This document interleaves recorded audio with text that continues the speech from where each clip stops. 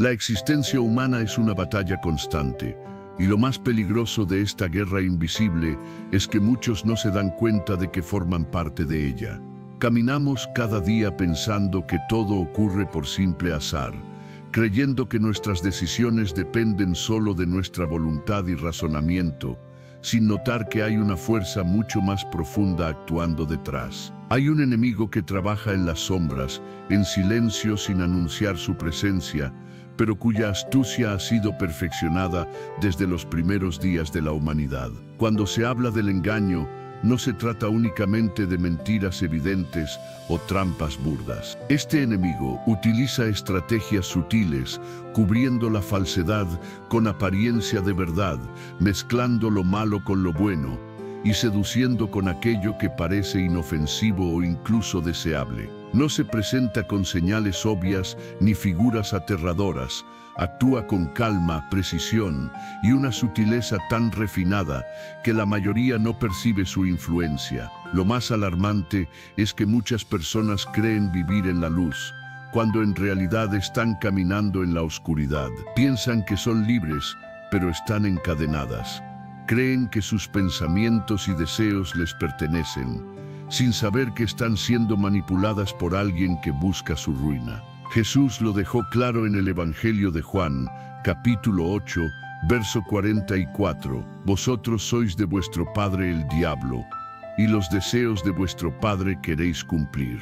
Él ha sido homicida desde el principio, y no ha permanecido en la verdad, porque no hay verdad en él. Cuando habla mentira, habla de lo suyo, porque es mentiroso y padre de la mentira. Desde los inicios, Satanás ha utilizado la misma técnica, disfrazar la mentira con apariencia de verdad. Así engañó a Eva en el Edén, torciendo las palabras de Dios y sembrando duda en su corazón. Y aún hoy emplea la misma táctica, adaptándola a cada época, cultura y generación, pero con el mismo propósito: alejar a la humanidad del camino divino. Entonces surge la gran pregunta: ¿cómo actúa este enemigo en la actualidad? ¿De qué manera consigue engañar a tantos sin que lo noten? ¿Cuáles son sus tácticas y cómo podemos detectarlas? En este mensaje analizaremos con profundidad las formas en que el adversario confunde al mundo, revelando sus métodos, cómo los disfraza y de qué manera podemos protegernos. Es momento de abrir los ojos, de abandonar la ignorancia y comprender que esta guerra es real. Porque si no reconoces que estás en una batalla, entonces ya has sido derrotado. Quédate hasta el final, porque lo que descubrirás podría ser la clave para evitar caer en sus trampas. Parte 1. La primera estrategia del enemigo: la duda vestida de lógica. Una de las habilidades más peligrosas del adversario es sembrar la duda, y lo hace con sutileza. No se presenta diciendo: voy a hacerte desconfiar de Dios. Es mucho más inteligente. Utiliza la lógica humana, el razonamiento natural y el conocimiento terrenal para lograr que las personas cuestionen la verdad. Reflexiona: ¿cómo comenzó todo en el jardín del Edén? Dios permitió a Adán y a Eva comer de todos los árboles, excepto de uno. Entonces apareció la serpiente, y en lugar de ordenar la desobediencia, lanzó una pregunta: ¿con qué Dios os ha dicho, no comáis de todo árbol del huerto? Génesis, capítulo 3, verso 1. ¿Notas su táctica? No mintió abiertamente, solo insinuó que quizá Dios no había sido totalmente claro, que tal vez ocultaba algo. Sembró la duda, y así sigue actuando hoy. No niega la verdad de manera directa, sino que introduce pensamientos disfrazados de lógica. Si Dios es tan bueno, ¿por qué permite el dolor? Si la Biblia es la verdad, ¿por qué existen tantas religiones? Si realmente Dios está presente, ¿por qué no podemos verlo? Son interrogantes que suenan razonables, y si no estamos atentos, podríamos cometer el mismo error que Eva: dialogar con la serpiente. El peligro no está en hacer preguntas, sino en a quién se las planteamos. Cuando, en lugar de acudir a Dios en busca de respuestas, prestamos atención a la voz del mundo, terminamos cayendo en la trampa del adversario. porque su intención no es que busques guía en la palabra, ni que ores, ni que te acerques a la verdad divina. Su deseo es que pongas tu confianza en la lógica humana, en el razonamiento limitado y en tus propias interpretaciones. Una vez que la duda ha sido sembrada, da paso al siguiente nivel, el relativismo. Ese punto en el que todo se vuelve una simple opinión. Vivimos en una era donde la verdad ha sido reemplazada por percepciones personales. Antes existía una noción clara de lo correcto y lo incorrecto. Hoy, en cambio, escuchamos frases como, esa es tu verdad, la mía es distinta, o lo que es malo para ti puede no serlo para mí. Suena amable, tolerante y moderno, pero en realidad es una trampa mortal. Porque cuando todo es relativo, la verdad desaparece. Y cuando la verdad se desvanece, ya no existe un punto de referencia entre el bien y el mal. En ese momento, el enemigo obtiene ventaja. Jesús nunca dijo, yo soy una opción más. Tampoco declaró, soy una de las muchas verdades. Él afirmó con autoridad, yo soy el camino, la verdad y la vida.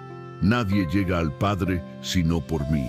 Evangelio de Juan, capítulo 14, verso 6. El relativismo es peligroso porque convence al ser humano de que cualquier sendero puede conducir a Dios. Pero la verdad no cambia con el tiempo, ni con las modas, ni con la cultura. La verdad permanece firme, ayer, hoy y por la eternidad. Entonces, ¿cómo podemos protegernos de esta táctica del adversario? Permaneciendo firmes en la palabra de Dios. Si no conocemos lo que Él ha dicho, fácilmente caeremos en el engaño. Es como tratar de distinguir un billete falso sin haber visto nunca uno auténtico. La Biblia es nuestra referencia, y sin ella quedamos vulnerables. Debemos vigilar lo que escuchamos, lo que vemos y lo que permitimos que entre en nuestra mente. Hoy más que nunca, estamos rodeados de mensajes e influencias que distorsionan la verdad. Las redes sociales, los medios, las películas y las series, todo parece diseñado para normalizar el relativismo y silenciar la voz divina. Por eso necesitamos discernimiento. No se negocia con la duda. Cuando el enemigo sembró incertidumbre en Eva, ella cayó porque decidió dialogar con la serpiente. No repitas ese error. No razones con el engaño, responde con la verdad de Dios y sigue adelante. Parte 2. La distracción, el enemigo silencioso del espíritu. Si existe algo que el adversario ha perfeccionado con el paso de los siglos, es su habilidad para distraer, y no solo mediante cosas obvias como el exceso de entretenimiento o el uso constante de las redes sociales. No, se trata de algo mucho más sutil y peligroso. La distracción espiritual. Observa tu entorno. Nunca antes la humanidad tuvo acceso a tanta información, estímulos y formas de llenar su tiempo. Sin embargo, ¿cuántas personas realmente se detienen a pensar en Dios? ¿Cuántas dedican unos minutos diarios para orar, leer la Biblia o buscar su presencia? El enemigo sabe que si no logra que rechaces a Dios abiertamente, intentará mantenerte tan ocupado que no tengas tiempo para Él. Esa es la estrategia de la vida acelerada. El sistema actual nos ha hecho creer que cuanto más ocupados estemos, más éxito alcanzaremos. Nos enseñan que debemos estar en constante movimiento, produciendo, logrando, avanzando. Y aunque trabajar y esforzarse es valioso, el peligro aparece cuando esa rutina se convierte en una excusa para descuidar nuestra comunión con Dios. ¿Cuántas veces hemos dicho, no tengo tiempo para leer la Biblia, o oraré después, cuando termine mis pendientes? Tal vez iré a la iglesia el domingo, si no surge algo más. Y así, poco a poco, el enemigo logra relegar a Dios al último lugar, hasta que nuestra conexión con Él se debilita y el corazón se enfría. Sin darnos cuenta, caemos en una de las trampas más sutiles del adversario.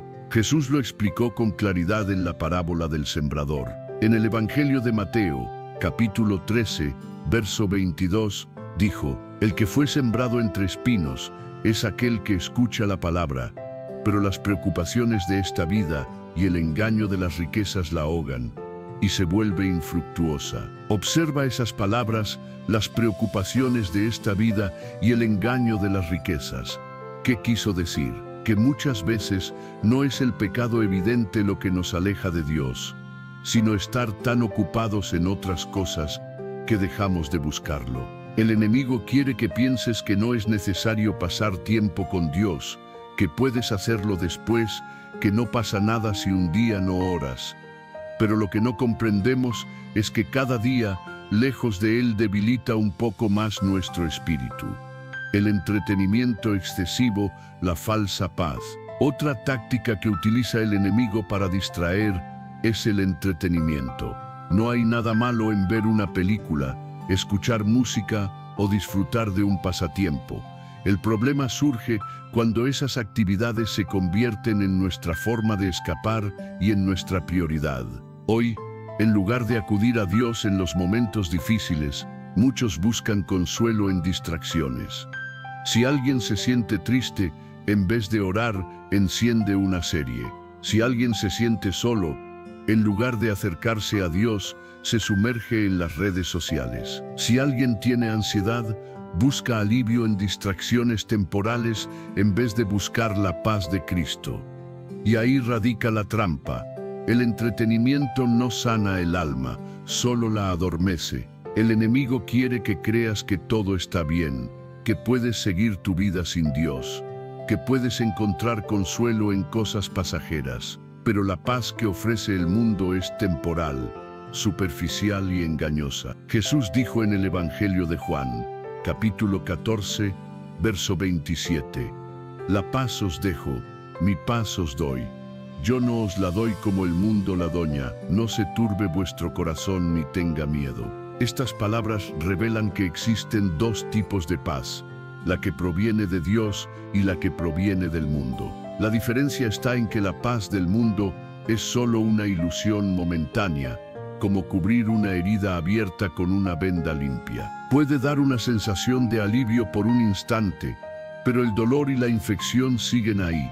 ¿Cómo romper con la distracción? Si comprendemos que el enemigo usa la distracción para alejarnos de Dios, la pregunta es, ¿cómo romper ese ciclo? Haz de Dios tu prioridad de manera intencional. No esperes tener tiempo libre, créalo. Si organizas tu agenda para tus tareas diarias, también puedes apartar un momento para estar con Él. Reflexiona, ¿cómo estás utilizando tu tiempo? ¿Cuántas horas dedicas al entretenimiento, a las redes sociales o a ver series? No se trata de eliminar todo eso, sino de preguntarte si estás alimentando tu espíritu o simplemente distrayéndolo. Cuando decidas buscar a Dios, elimina las interrupciones. Si vas a leer la Biblia o a orar, apaga el teléfono, busca un lugar tranquilo y enfoca tu mente en Él. Dale a Dios la atención que realmente merece. Vuelve a lo esencial. No se trata de hacer muchas cosas en nombre de Dios, sino de cultivar una relación genuina con Él. A veces complicamos nuestra espiritualidad, cuando en realidad todo se resume en conocerlo y caminar con Él cada día. Parte 3. El engaño emocional. Cuando tus sentimientos se vuelven tu enemigo. Una de las armas más poderosas del adversario son nuestras propias emociones. Porque, seamos sinceros, la mayoría de nuestras decisiones no se toman con pura razón, sino impulsados por lo que sentimos en el momento. ¿Cuántas veces hemos escuchado frases como, si se siente bien, hazlo, sigue tu corazón, haz lo que te haga feliz? Suenan inspiradoras, ¿verdad? Pero ahí está el peligro oculto. El corazón puede ser engañoso. Dios mismo lo advirtió en el libro de Jeremías, capítulo 17, verso 9. Engañoso es el corazón más que todas las cosas, y perverso. ¿Quién podrá conocerlo? Esto significa que lo que sentimos no siempre refleja la verdad. Las emociones pueden ser manipuladas, distorsionadas y usadas para desviarnos del camino correcto, conduciéndonos por senderos que parecen buenos, pero que terminan en destrucción. Y es ahí donde el enemigo actúa con precisión. No necesita obligarte a hacer algo malo. Solo necesita que confíes ciegamente en tus emociones. Solo necesita lograr que percibas lo malo como algo bueno y lo bueno como algo negativo. Cuando dejamos que nuestras emociones se conviertan en la brújula que guía nuestras decisiones, ocurre lo que vemos hoy en día. Las personas ya no se conducen por principios, sino por lo que sienten en cada instante. Antes, la sociedad valoraba los fundamentos morales y existía una clara distinción entre lo correcto y lo incorrecto. Ahora, todo se mide según el estado emocional del momento. Si algo incomoda, se rechaza. Si algo reta, se evita. Y si no produce placer inmediato, se abandona. El adversario ha conseguido que muchos crean que el propósito de la vida es sentirse bien todo el tiempo, que todo lo que implique sacrificio, esfuerzo o disciplina carece de valor. Pero la verdad no se altera solo porque resulte incómoda. Jesús jamás dijo, sigue tu corazón. Lo que enseñó fue, si alguien quiere seguirme, renuncie a sí mismo, cargue su cruz cada día y sígame. Evangelio de Lucas, capítulo 9, verso 23. Negarse a uno mismo no es algo popular en esta era moderna. La cultura actual enseña que debemos anteponer nuestra felicidad, seguir nuestros deseos y actuar conforme a nuestras emociones. Sin embargo, la verdad de Dios no depende de lo que sentimos, sino de lo que es eterno, firme e inmutable. El engaño del amor sin compromiso. Uno de los ámbitos donde el enemigo ha logrado manipular las emociones con mayor éxito es en la idea del amor. Hoy se cree que amar es simplemente sentir, que si los sentimientos se apagan, la relación deja de tener sentido, que si llega el cansancio o la dificultad, lo mejor es empezar de nuevo con otra persona.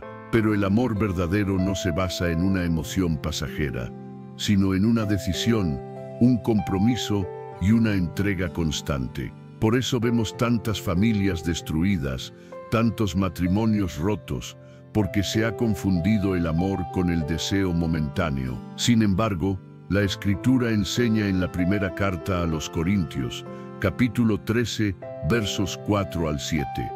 El amor es paciente y bondadoso, no es envidioso, ni orgulloso, ni egoísta, no busca lo suyo, no se irrita, no guarda rencor, no se alegra de la injusticia, sino que se goza con la verdad. Todo lo soporta, todo lo cree, todo lo espera y todo lo resiste.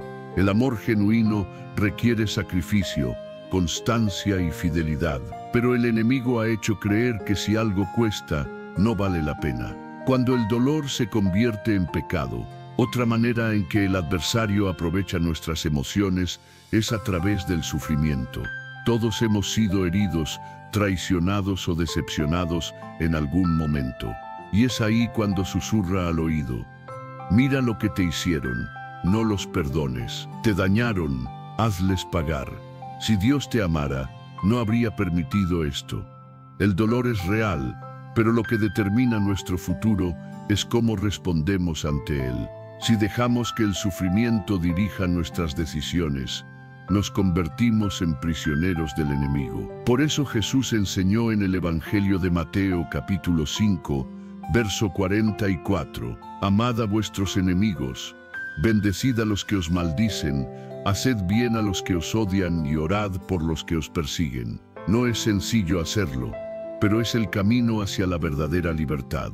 El enemigo quiere mantenerte encadenado al resentimiento, la ira y la amargura, pero Jesús vino para liberarte de todo eso. ¿Cómo vencer el engaño emocional? No pongas tus sentimientos por encima de la palabra de Dios. Tus emociones cambian, pero su verdad permanece para siempre. Antes de tomar decisiones importantes, busca la voluntad divina.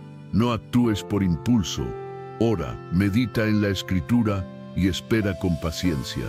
No dejes que el dolor sea quien dirija tu vida. El enemigo desea mantenerte prisionero del pasado, pero Dios te llama a caminar en libertad. Perdona, suelta y avanza. Entrena tu corazón para obedecer a Dios y no a tus emociones. La verdadera madurez espiritual no consiste en seguir lo que sentimos, sino en hacer lo correcto incluso cuando no lo deseamos. Parte 4. El orgullo disfrazado de autosuficiencia. Cuando crees que no necesitas a Dios. Entre todas las trampas del adversario, el orgullo es una de las más peligrosas. ¿Por qué? Porque es la única que te hace creer que no estás siendo engañado. La mayoría de quienes caen en esta trampa no piensan que están equivocados ni se imaginan que han sido seducidos por el error. Por el contrario, están convencidas de que controlan su propio destino, de que no necesitan a Dios y de que pueden alcanzar cualquier meta por sí mismas. Pero justamente eso es lo que el enemigo desea. ¿Cómo comenzó todo? Con un acto de soberbia. Satanás no fue creado como adversario.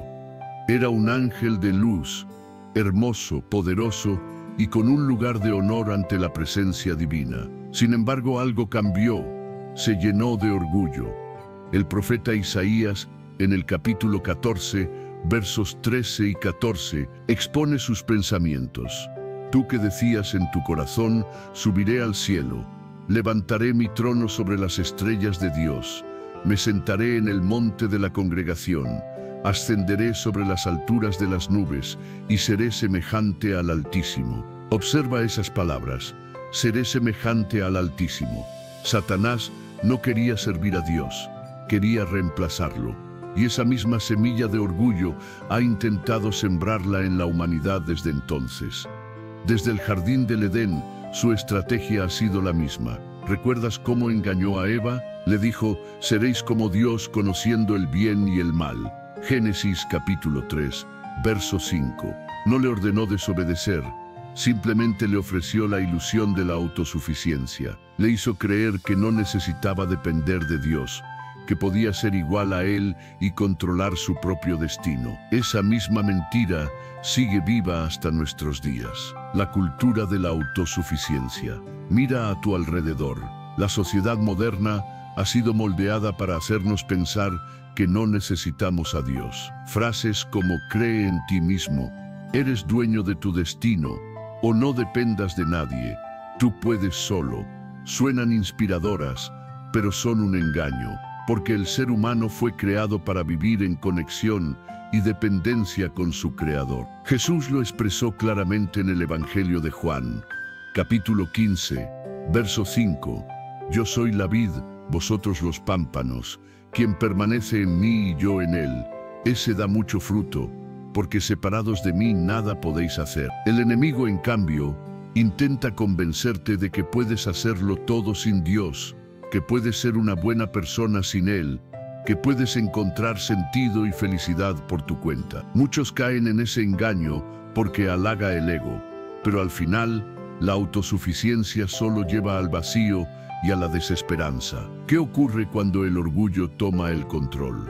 Cuando el orgullo domina el corazón, suceden varias cosas. La persona empieza a confiar más en su propio juicio que en la sabiduría divina. Piensa, no necesito la Biblia para saber lo que está bien o mal. Yo creo mis propias reglas. Si Dios existe, ¿por qué debería obedecerlo?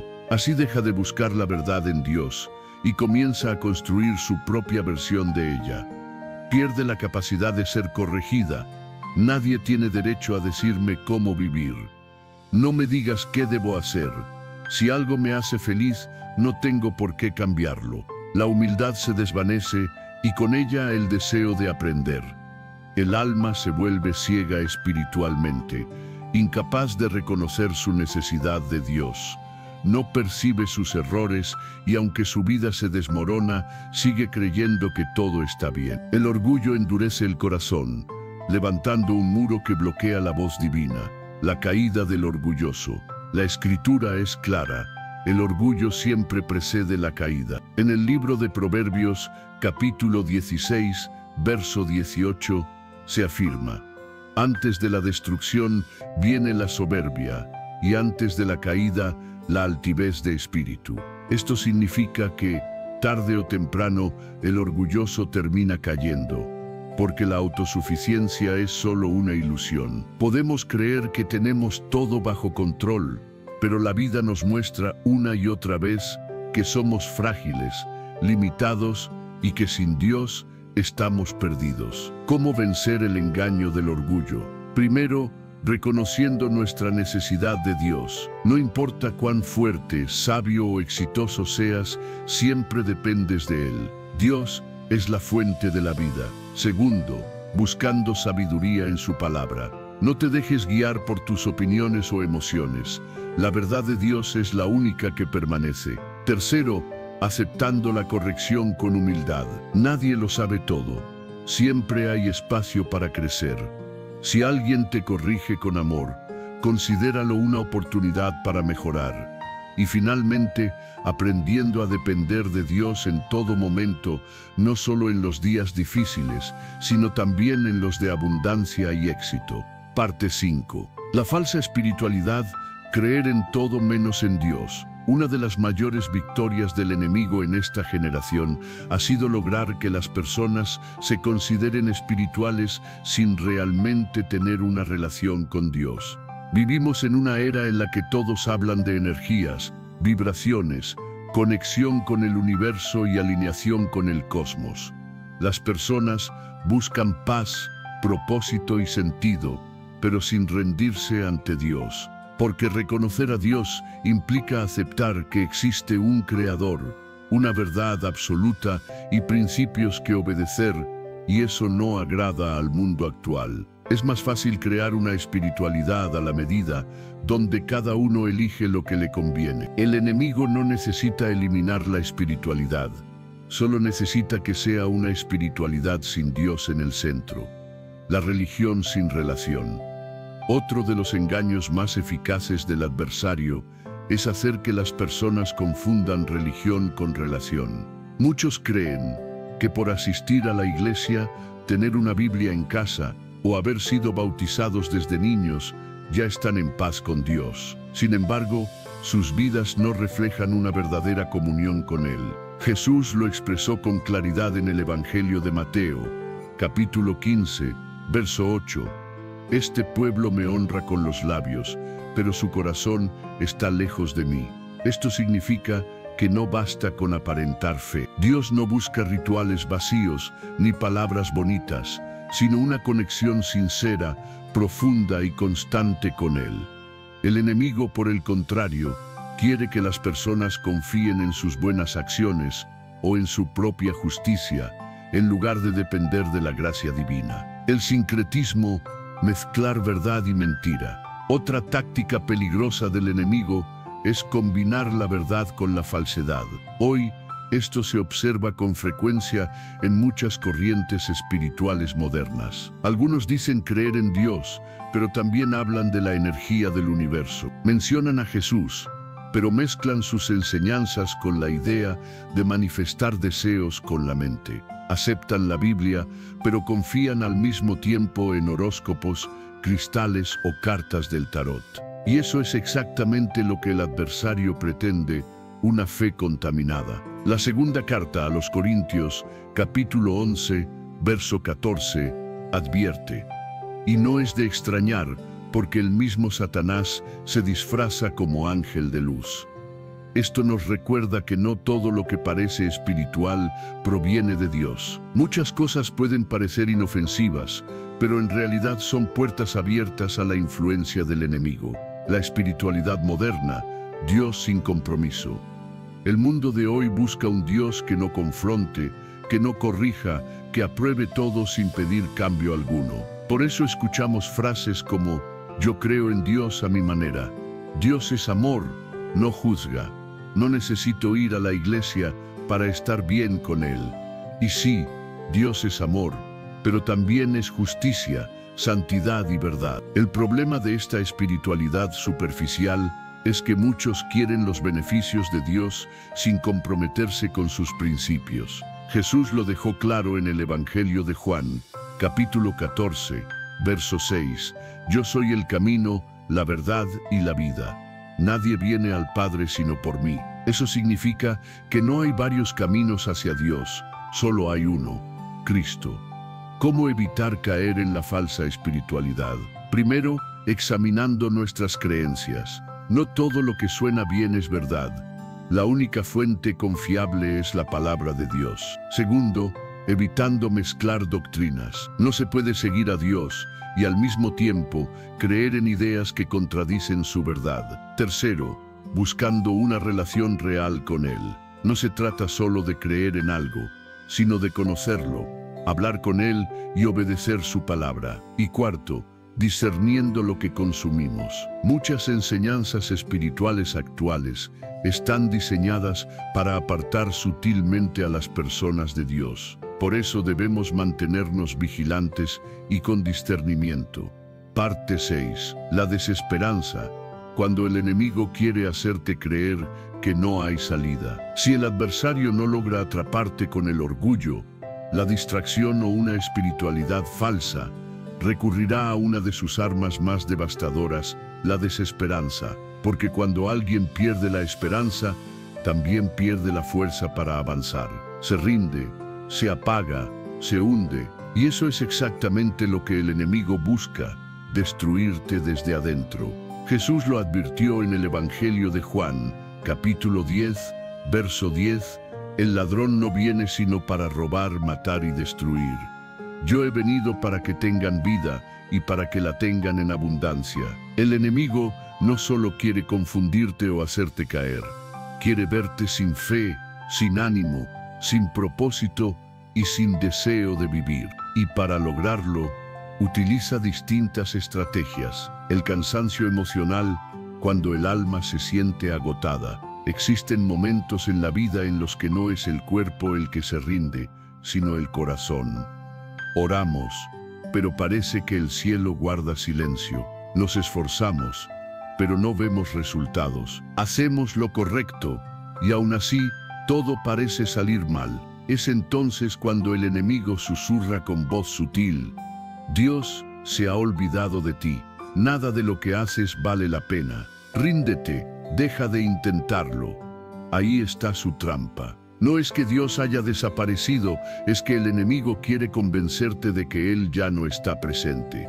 El profeta Elías pasó por algo parecido. Fue un hombre que presenció milagros poderosos, que vio caer fuego del cielo y desafió a falsos profetas.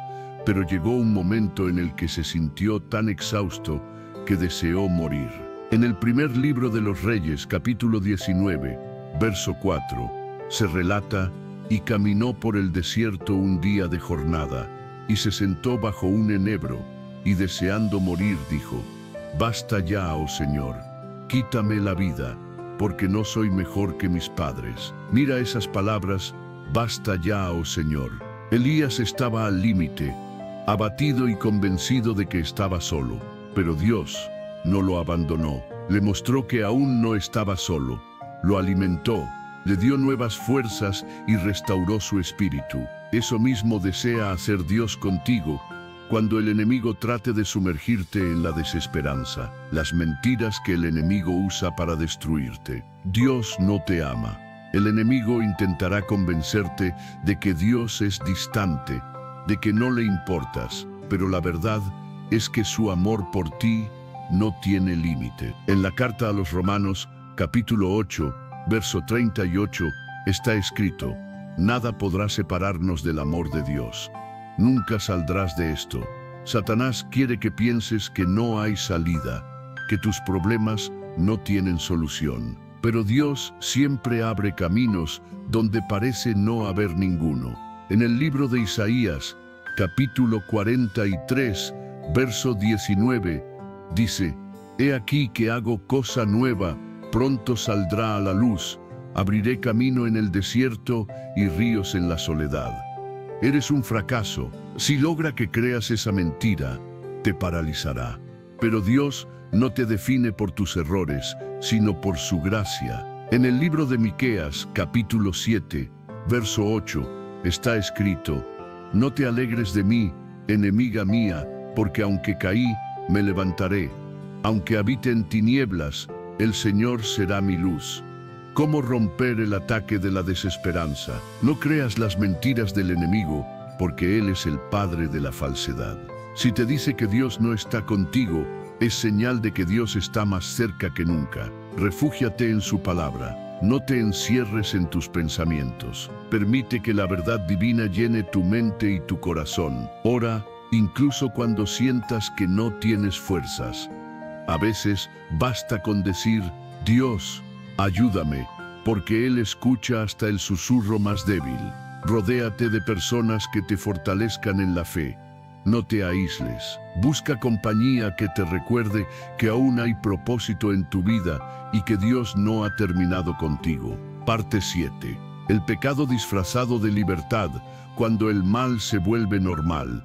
Una de las mayores victorias del enemigo en nuestra época ha sido cambiarle el nombre al pecado. Lo que antes se consideraba malo, hoy se justifica con otros términos. Ya no se le llama pecado, ahora se le dice elección personal, estilo de vida, preferencia o simplemente algo natural. El enemigo sabe que si logra que el mal parezca bueno, las personas lo aceptarán sin cuestionarlo. Y eso es exactamente lo que ha ocurrido. El profeta Isaías lo advirtió hace siglos en el capítulo 5, verso 20. Ay de los que a lo malo llaman bueno y a lo bueno malo, que cambian las tinieblas por luz y la luz por tinieblas. Mira nuestro entorno. Vivimos en una sociedad que celebra el pecado y ridiculiza la santidad. Quien busca vivir en pureza es llamado anticuado. Quien defiende los principios de Dios es señalado como intolerante. Quien se atreve a decir que el pecado sigue siendo pecado es tildado de fanático. Mientras tanto, aquello que antes causaba vergüenza, hoy se exhibe y se celebra abiertamente. ¿Qué ha pasado? Exactamente lo que el enemigo planeó, normalizar aquello que destruye el alma. Cómo el enemigo disfraza el pecado, lo convierte en libertad. El mundo ha redefinido el pecado bajo el concepto de libertad personal.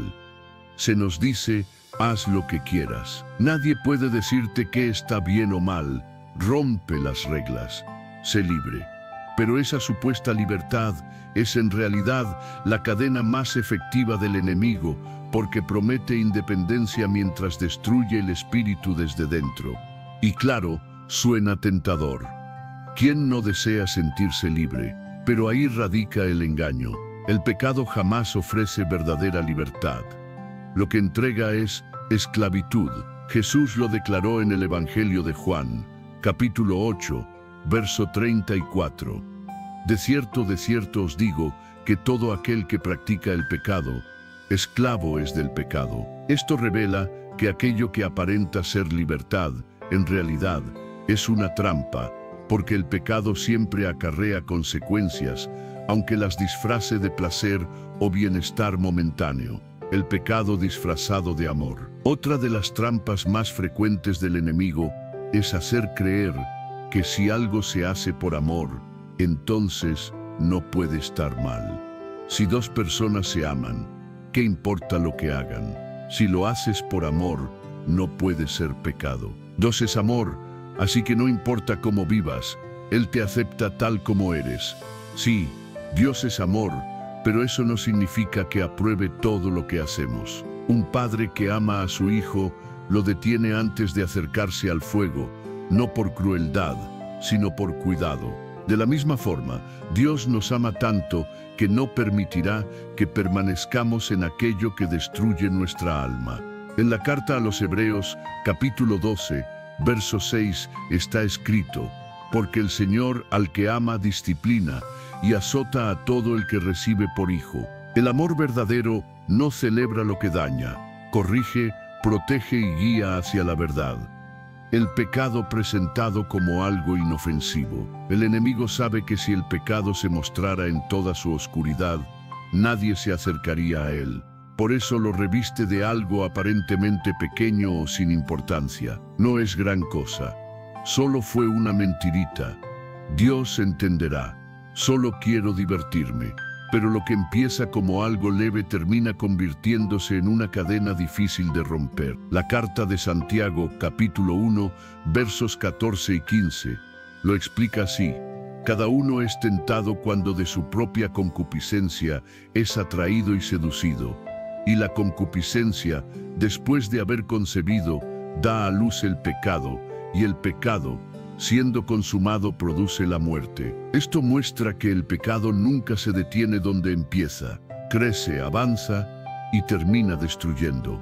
Lo que hoy parece inofensivo, mañana puede transformarse en una prisión espiritual. La solución, volver a la verdad de Dios. El pecado no ha cambiado. Lo que ha cambiado es la manera en que el mundo lo presenta. La única forma de no caer en su engaño es regresar a la verdad de Dios. No justifiques lo que Él llama pecado, aunque la sociedad lo aplauda. Si Dios dice que está mal, está mal. Busca la santidad, no la aprobación de los demás. Si vives intentando agradar al mundo, nunca agradarás a Dios. Recuerda, Él no establece límites por capricho, sino por amor. Su voluntad es buena, perfecta y llena de propósito. Sus mandamientos no son cadenas, sino protección. Arrepiéntete y aléjate del pecado. No basta con decir, lo siento, es necesario dar un giro y caminar en la dirección contraria. Parte 8. El miedo como herramienta de control, cuando el enemigo quiere paralizarte. Si el adversario no logra engañarte con mentiras, distraerte o hacerte caer con el pecado disfrazado de libertad, usará una de sus armas más efectivas, el miedo. ¿Por qué? Porque el miedo paraliza. Cuando una persona vive dominada por el temor, deja de avanzar, de creer y de actuar. Se queda atrapada en la duda, la ansiedad y la desesperanza. Y eso es precisamente lo que el enemigo desea. Jesús afirmó en el Evangelio de Juan, capítulo 14, verso 27, «La paz os dejo, mi paz os doy, yo no os la doy como el mundo la doña. No se turbe vuestro corazón, ni tenga miedo». Esto significa que Dios ya nos ha entregado su paz. Pero el enemigo intenta robárnosla a través de diferentes formas de temor. Las distintas maneras en que el enemigo utiliza el miedo. El miedo al futuro. Vivimos en tiempos inciertos. Guerras, crisis, enfermedades, inseguridad. El enemigo se aprovecha de todo eso para sembrar ansiedad. ¿Y si pierdes tu trabajo? ¿Y si te enfermas? ¿Y si nunca logras tus metas? Quiere que vivas preocupado por lo que podría pasar, en lugar de confiar en lo que Dios ya ha prometido. Jesús enseñó en el Evangelio de Mateo, capítulo 6, verso 34. «No os angustiéis por el día de mañana, porque el día de mañana traerá su propio afán. Basta a cada día su propio mal». Dios ya está en el futuro, no necesitas temer, solo confiar. El miedo a fracasar. ¿Cuántas veces el enemigo ha utilizado este temor para detenerte? No eres lo suficientemente bueno, vas a fracasar.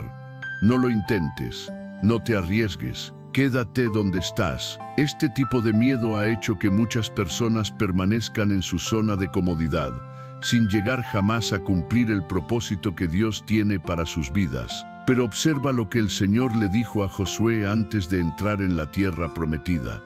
«Mira que te mando que te esfuerces y seas valiente. No temas ni te desanimes, porque el Señor tu Dios estará contigo donde quiera que vayas». Libro de Josué, capítulo 1, verso 9. Si Dios está contigo, ¿qué razón hay para tener miedo? El miedo a la opinión de los demás. Esta es otra trampa poderosa. El enemigo desea que vivas preocupado por lo que otros piensen. ¿Y si te critican? ¿Y si se burlan? ¿Y si no encajas? Muchas personas no viven su fe con valentía porque temen las opiniones ajenas. Sin embargo, Jesús advirtió en el Evangelio de Mateo, capítulo 10, verso 28, «No temáis a los que matan el cuerpo, pero no pueden matar el alma. Temed más bien a aquel que puede destruir el alma y el cuerpo en el infierno». En otras palabras, no temas al juicio humano. Teme al Señor y vive para Él. El miedo a enfrentar el pasado. El enemigo también utiliza los errores del pasado para hacerte sentir indigno del amor de Dios. Después de lo que hiciste, Él no puede perdonarte. No mereces otra oportunidad. pero eso es una mentira.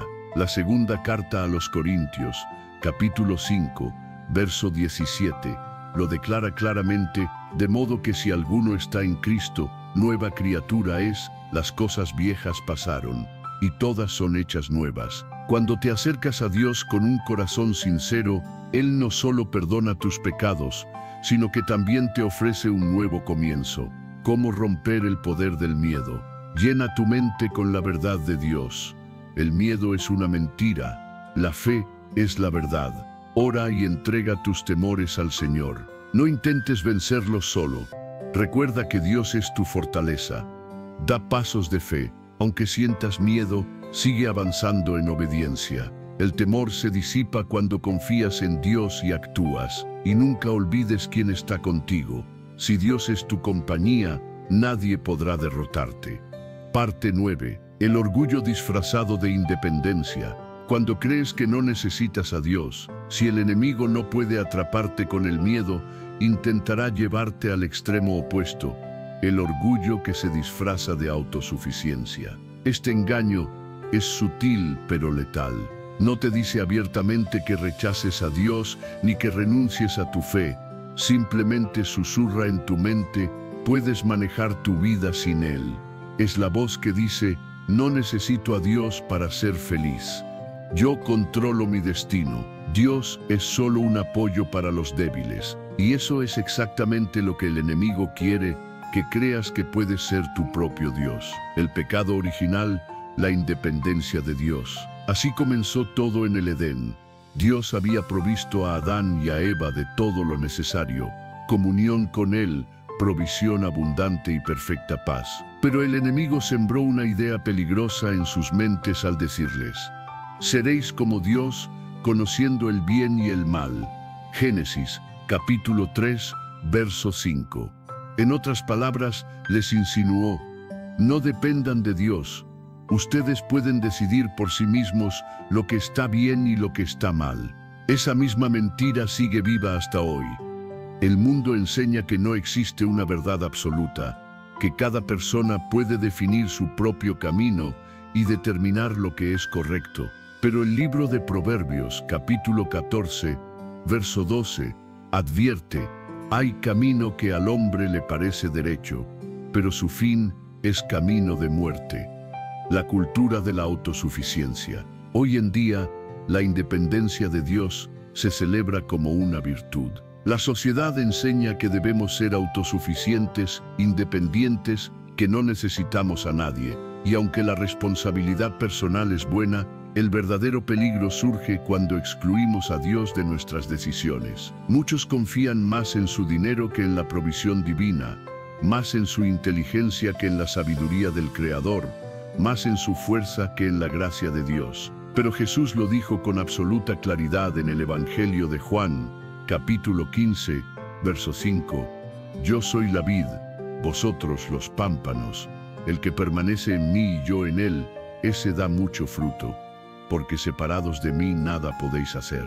Eso significa que aunque podamos alcanzar logros visibles y éxito exterior, sin Dios, por dentro seguiremos vacíos. Cómo el orgullo engaña a las personas. El orgullo convence al ser humano de que todo lo que ha conseguido es resultado exclusivo de su propio esfuerzo. Yo logré esto por mi trabajo. Mi éxito es fruto de mi inteligencia y dedicación. Sin embargo, la Escritura enseña en el libro de Deuteronomio, capítulo 8, verso 18, acuérdate del Señor tu Dios, porque Él es quien te da el poder para adquirir las riquezas. El enemigo utiliza ese pensamiento para hacerte creer que no necesitas orar. ¿Para qué orar si puedo resolver mis propios problemas?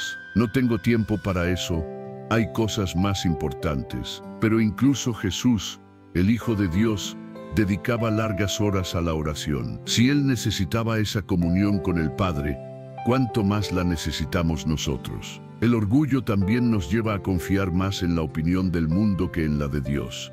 Si todos lo aprueban, debe estar bien.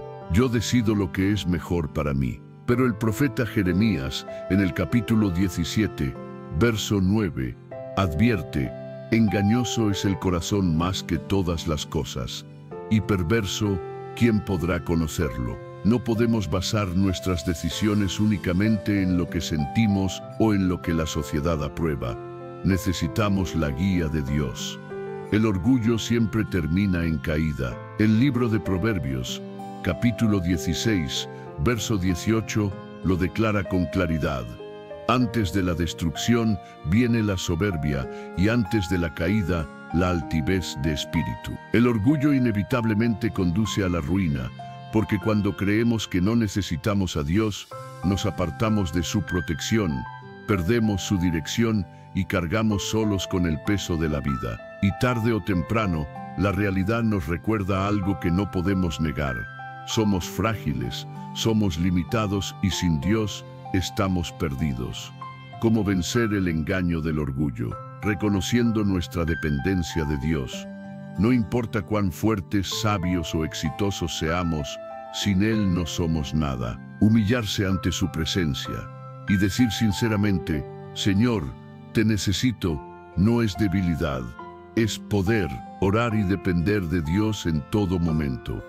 No solo en las pruebas, sino en cada paso del camino nos mantiene firmes. Y recordar siempre que todo lo que tenemos viene de Él. Nada es por mérito propio, todo es por su gracia y misericordia. Parte 10. La distracción a través del entretenimiento y el placer.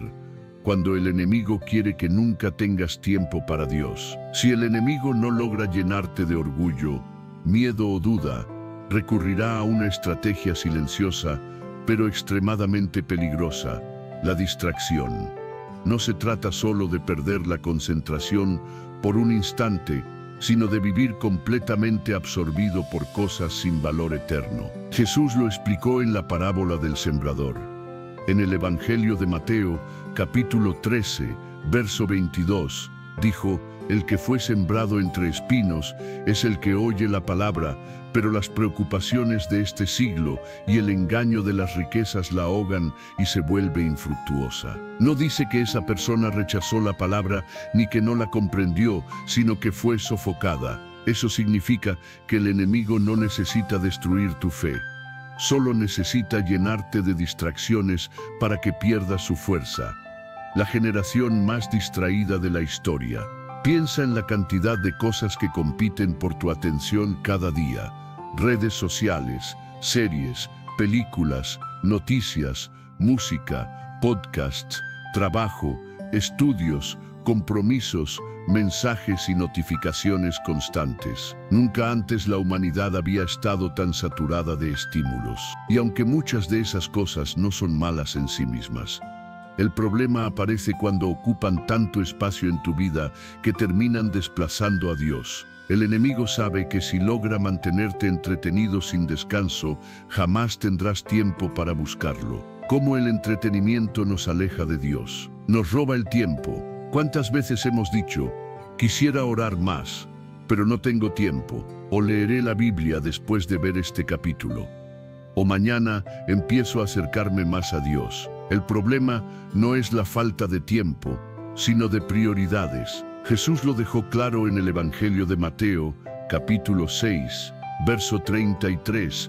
Buscad primeramente el reino de Dios y su justicia, y todo lo demás será añadido. El enemigo quiere que pongas todo primero, excepto a Dios. Nos adormece espiritualmente. Cuando pasamos horas consumiendo entretenimiento sin medida, nuestro espíritu se debilita poco a poco, y sin darnos cuenta, nuestra conexión con Dios se enfría hasta desaparecer. Dejamos de escuchar con claridad la voz de Dios. Perdemos el deseo de orar y comenzamos a volvernos indiferentes ante el pecado. El apóstol Pablo lo expresó en la carta a los Efesios, capítulo 5, verso 14. Despierta, tú que duermes, levántate de entre los muertos, y Cristo te alumbrará. Esto nos muestra que existen creyentes dormidos espiritualmente, personas que aseguran tener fe, pero viven distraídas, sin buscar un verdadero crecimiento interior. El enemigo también contamina nuestra mente con basura. Hoy en día, gran parte del entretenimiento está diseñado para normalizar el pecado. Las películas y series exaltan la inmoralidad, la música promueve la violencia, la infidelidad y las adicciones, y las redes sociales están llenas de contenido vacío, donde lo más importante parece ser la apariencia, la fama y la aprobación de los demás. El enemigo sabe que si logra controlar lo que entra en tu mente, tarde o temprano controlará tu manera de vivir. Por eso Pablo advierte en la carta a los Romanos, capítulo 12, verso 2, no os conforméis a este mundo, sino transformaos mediante la renovación de vuestro entendimiento. Todo lo que ves, escuchas y consumes tiene un impacto directo en tu corazón y en tu espíritu. ¿Cómo romper el ciclo de la distracción? Evalúa en qué estás invirtiendo tu tiempo. Pregúntate con sinceridad, ¿cuántas horas dedico al entretenimiento y cuántas a buscar a Dios? Haz una limpieza espiritual. No se trata de eliminar completamente las series o las redes sociales, sino de ser sabio con lo que permites entrar en tu vida. Coloca a Dios en primer lugar, no después del trabajo ni después de tus pasatiempos, sino al inicio de tu día y en el centro de tus prioridades. Desarrolla disciplina espiritual, así como apartamos tiempo para nuestras actividades favoritas. También debemos reservar momentos para fortalecer nuestra comunión con Dios y alimentar nuestro espíritu.